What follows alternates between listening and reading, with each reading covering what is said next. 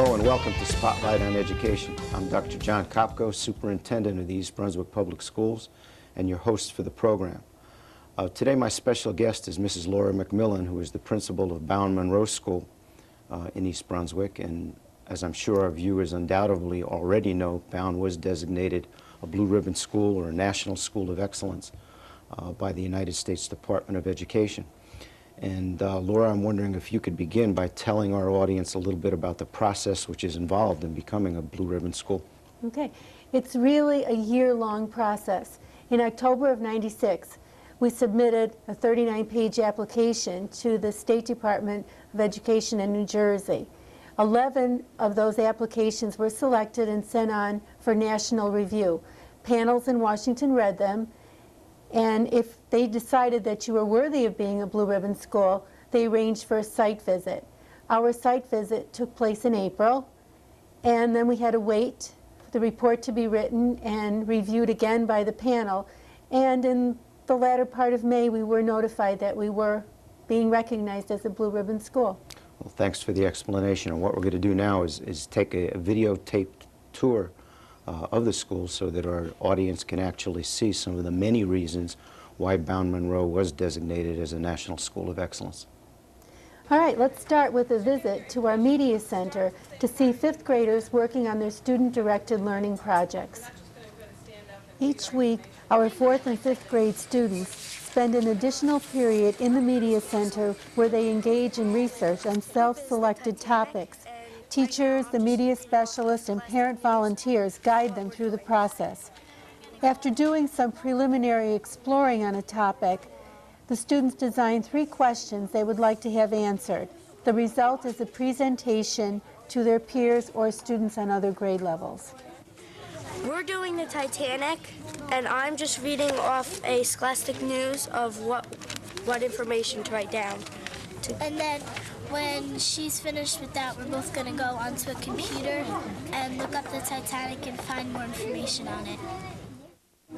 We're doing Beanie Babies, and right now, we have them categorized in order from which one's worth the most to which one's worth the least, and we're trying to find out who made them and why the man made them, and it says so here, so we finally found that out. And for a presentation night, we're going to talk to the kids and tell them who made them, why they made them, and then we're going to mix these up, and we're going to see like if they could categorize like which Beanie Babies are worth the most to the least. We're going to also tell them how to keep your Beanie Babies crisp so like they don't get all wrecked, and like what to do if you really want to become a collector instead of just having them. You could get a collector clip if you like want it to last forever.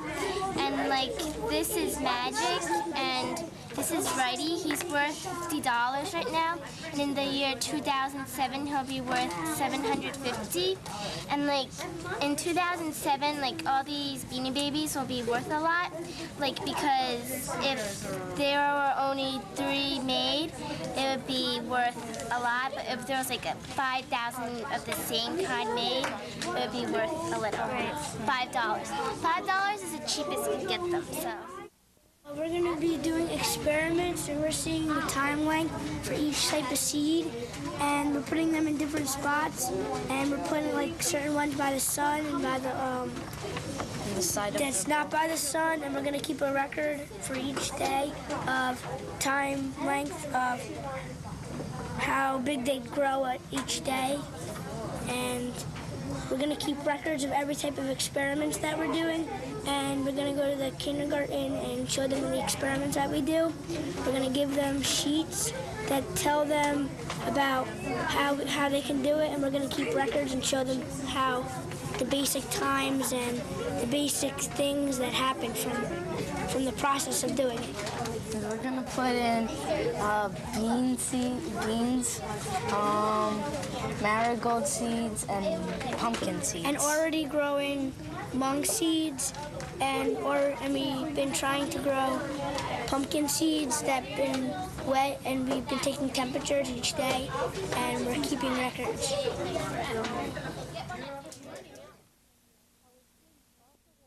Our students also have the opportunity to learn from each other in a program called Kinder Buddies, in which 5th graders and kindergartners work together once or twice a month throughout the year. Our 1st and 4th graders also work together on a variety of projects, wherever the curriculum in each of the grade levels coincides. In this tape, 4th graders in classes taught by Gail Raby are working on a science project with 1st graders in classes taught by Linda Salkeld. They previously gathered seeds in our school garden, and now they're examining them and writing about them. What do you see? Give each other some describing words of what you see.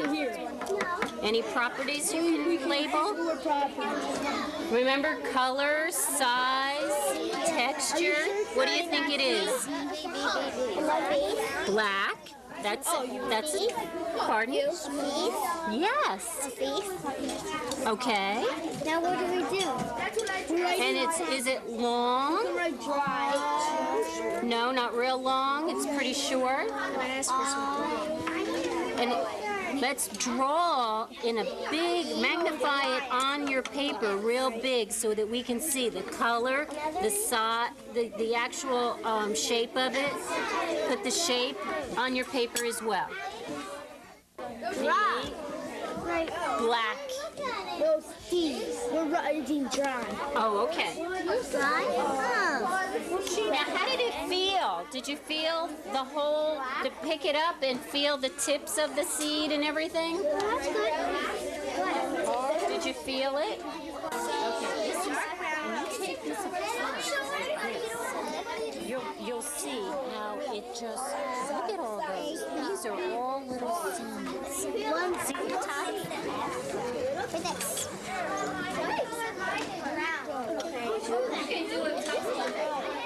Can you name a few of the seeds? Little tiny seeds. Most of them.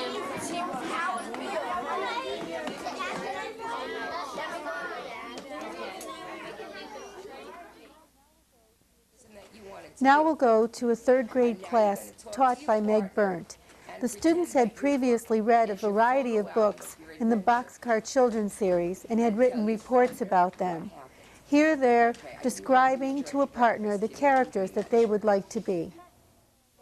This is a picture of Henry and me in the shop. And this is when we found him. This is a picture of the parents talking to each other. And this is a picture of the parents playing chess or checkers. This is, I think, Mr. Parker. He's a man who works for the police department, and he came to check out the hut that was there. This is, well, you can see a Jen, but, well, that's the first time. This is a 1st grade integrated language arts class taught by Michelle Park, where the students are working at various centers in the classroom. In this one, they're answering questions using vocabulary words they're learning. This is the Make a Word Center, in which they make words from movable letters. Here, they write stories. While some of the students are at the centers, others are reading with their teacher. What's happening to the time of day? It was nighttime. Something's happening in the picture. What's happening in the picture, Deborah? The sun rising up. The sun is starting to rise. What do you think is going to happen to these animals that all were out at nighttime? The sun's coming up. Jordan, what do you think is going to happen to them? They're going to go to sleep. They're going to go to sleep. They're going to go back away. Who would like to read this? Jordan? The sun rises in the day. We'll also see students working in groups in this 2nd grade mathematics class taught by Kate Reynolds. In the money book station, who remembers what you do first? Michael, what do you do? Write your name. Right, and then what do you do, Steph? Yeah, you put the coins on. You stamp the coins on. Then what do you do, Christine? And then you add it up. You add it up, and the very last thing, Gregory? you make up your another thing, and then you put what it equals. Okay, add up the money, right, and then what do we do? Naomi? Choose something that you would like to buy with that amount of money, and you have to be reasonable. Be reasonable, right. You can't say you can buy a house for 50 cents. You have to be reasonable. So think of something you can buy. Does anyone have any questions for the money station? Okay, it's going to be right over here on Darren's group of desks. Don't start yet. The next station is the What's My Rule station. Remember? Yeah. Does anybody remember? You take a rule, and on one paper you put the things that, what, everybody? That Fit, and the things that don't fit. And who's group 2? Raise your hand if you're group 2. You're going to be over here by the door. What's the next station, everybody? Look at the board. What's the next station? Geoboard pictures. Gillian, what's the first thing you do in geoboard pictures? You make a picture. Say what? Something, but not something too big. Well, as long as it fits on the geoboard, that'd be okay. Dennis, like what would be an example of something we can make a picture of? A house. A house. And when you're done making all your pictures, what can you do with a friend? You remember, Jay? You have to put your people in the back. True, but what game can you play with your friend? Jennifer? You could tell them to make something and not show it, and then when you're all done, you show it. Right, like you both agree. Let's both make a house. You don't show, and then you see if they look the same or if they look very different. Okay? Geoboard stations are going to be right over here. First is the Money Book Center.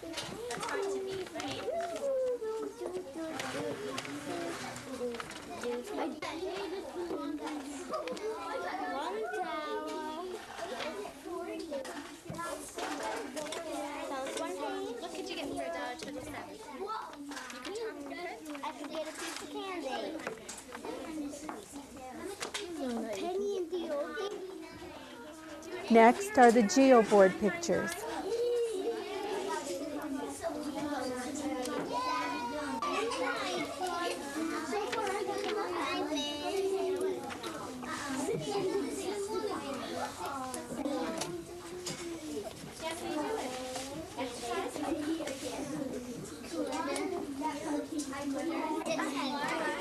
Now we see the digit game.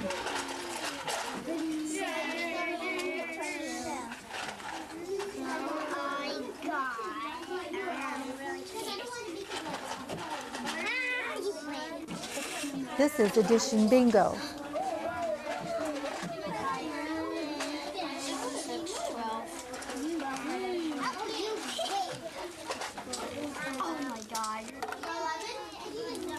Finally, here's What's My Rule? I'll take this.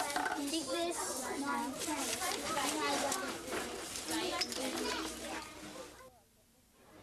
Here's another look at Mrs. Reynolds and some of her students in the Bowne Bistro, our indoor-outdoor cafe.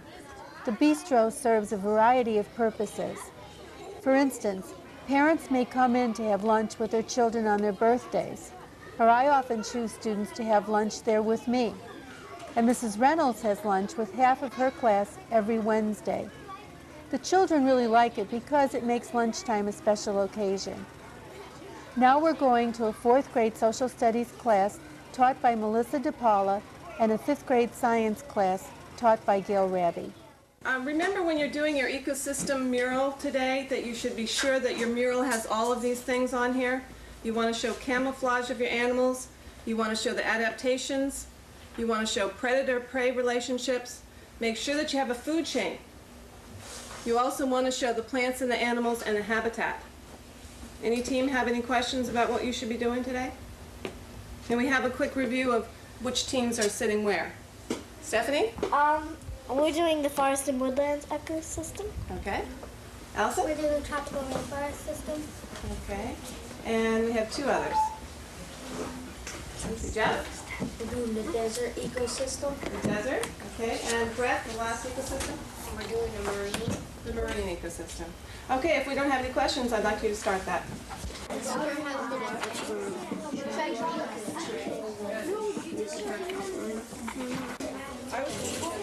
big like this.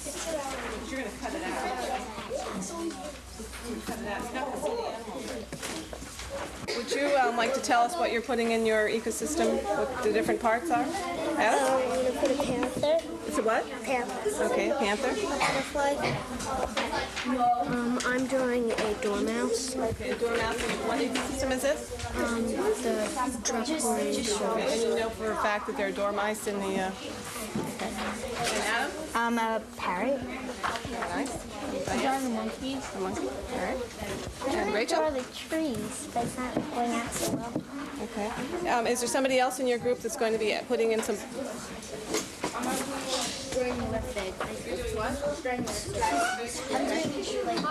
And you'll later add your trees. Good. Yeah, but should I do that when I color it or in pencil first? Maybe if you go over there and look at it.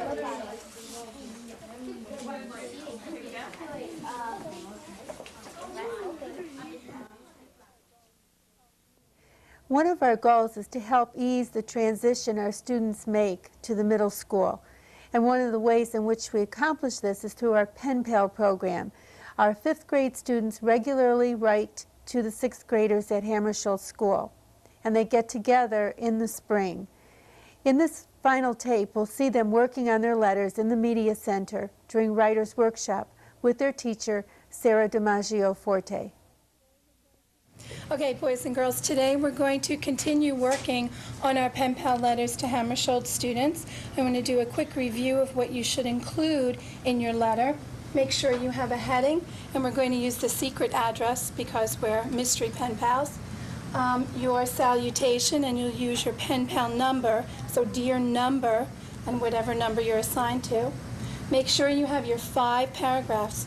First paragraph is an introductory paragraph, followed by a response to the questions that your pen pal at Hammarskjöld has asked you.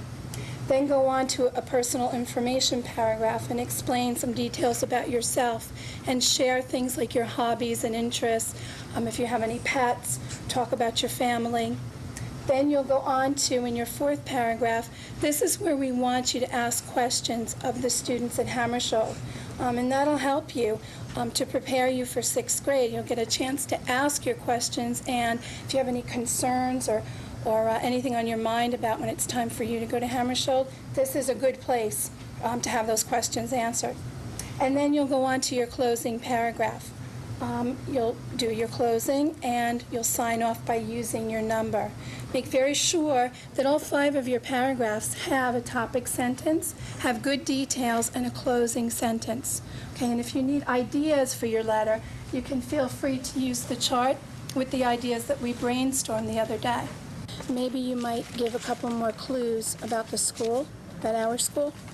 Okay, and then I like the way you went back and added your topic sentence here. That's much better, because basically this whole paragraph is going to be telling some things about yourself. So good. I'm going to tell you about my good. I don't think this sounds right. I play soccer and I do gymnastics and I do cheerleading. Okay. So that's fine. I'm a 5th grade student at good school. I'm excited about having some meeting. Some information about me. Good. Good.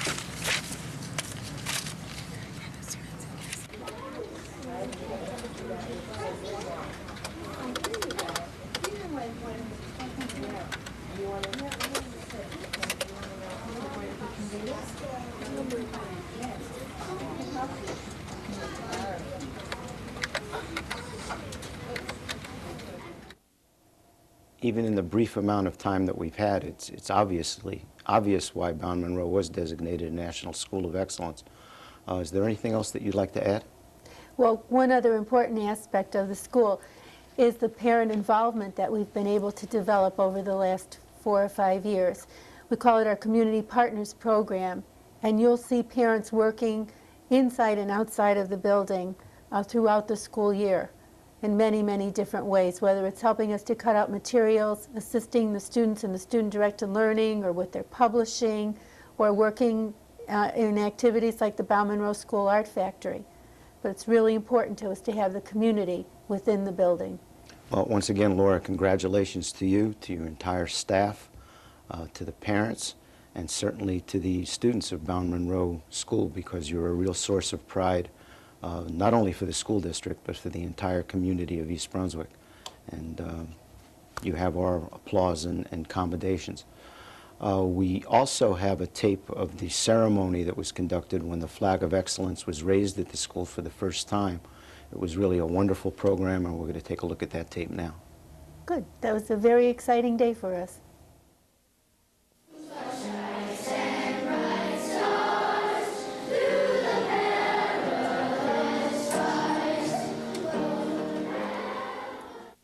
It's really a great pleasure for me to welcome all of you on this wonderful day for Bowne-Munro School.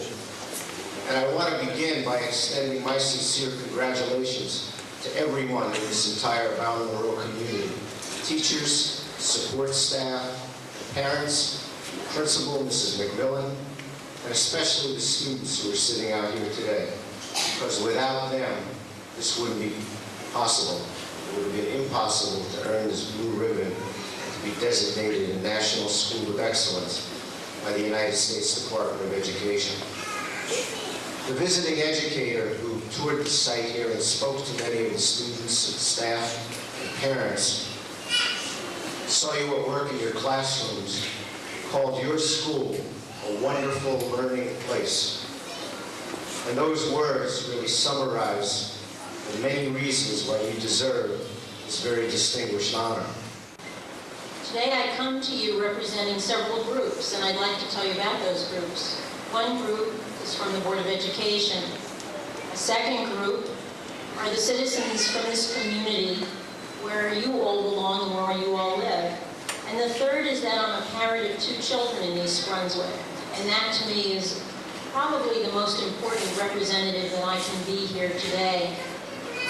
There are 2 words that all of those groups would like to send to all of the children, the staff, the faculty that make up the Bowne-Munro community. And those words really do come from my heart. And if you know me, you know this is true. And those 2 words are thank you. I want to thank you for your energy, your electricity, the example that all of you have set for everyone else in our community. And when I say that, I mean the students, I mean you show everyone in this community what you can do. So I'd like you to do one thing for me, for all of you students and faculty and moms and dads who are out there, and that's just to raise your right hand. Can you do that? Can you raise your right hand? Raise your right hand. Now put it on your left shoulder. Now pat yourselves on the back. You really did a great job. Thank you very much.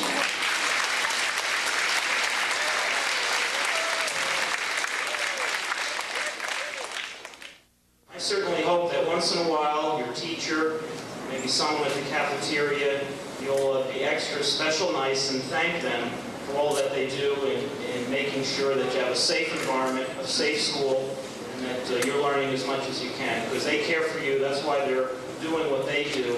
And we need to encourage them and give them every opportunity to let them know that you care for them and appreciate what they do for you. Now, there's a lot of talk today in Trenton and throughout the state about P&E, thorough and efficient education, and other areas in the field. My thought is, if they want to really learn how it's done, let them come to East Brunswick. Being selected as a National School of Excellence and a Blue Ribbon School is no easy task. The State Department of Education is involved in that process, and so I know what it takes. Even at the first level, at the local level, the task of pulling together the entire community so that you're able to compete in the first place is a step that washes out all but the most dedicated and committed communities and schools, and leaves only those that are so committed that they have that foundation upon which excellence is always built. When the applications arrive in Trenton in the State Department of Education, we have a very, very tough process for sorting through them and selecting the very best. We use a panel of independent educators who review these applications, and then we submit them to review within the Department of Education, so that the ones that we send on to Washington are the very, very best in the state of New Jersey. And then at the federal level too, with the evaluation and site visits, there's additional rigor to the process. So in the final analysis, as one of the chosen schools, It's absolutely true that Bowne-Munro is truly the cream of a very elite crop and one of the best elementary schools in the United States. Just to put it in perspective, there were over 60,000 eligible elementary schools in the United States. There were 263 of them nationwide that were selected for a blue ribbon. Only 9 of them in the state of New Jersey. I think that says you're number one. It is my distinct privilege and pleasure to present to you the honored flag of the Blue Ribbon participation.